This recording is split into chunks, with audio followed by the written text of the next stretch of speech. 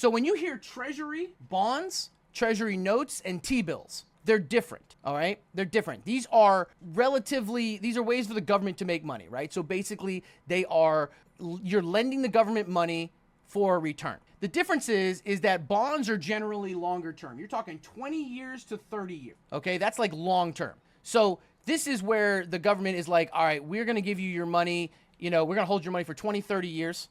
And, we're going to give you money in return for it.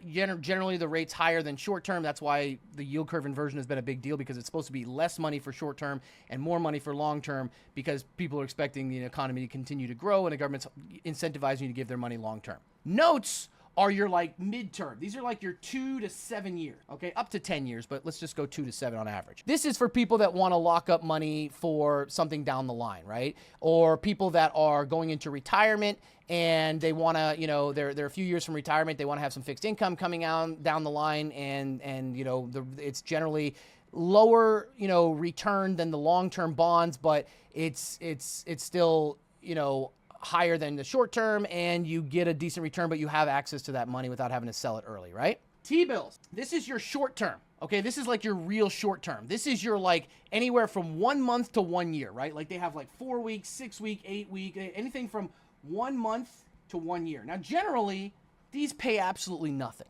right? Like 1%. But because of the yield curve inversion, these are paying out nearly as much as these. So these have become very popular. Fun fact, Warren Buffett actually owns more T-bills than the Federal Reserve.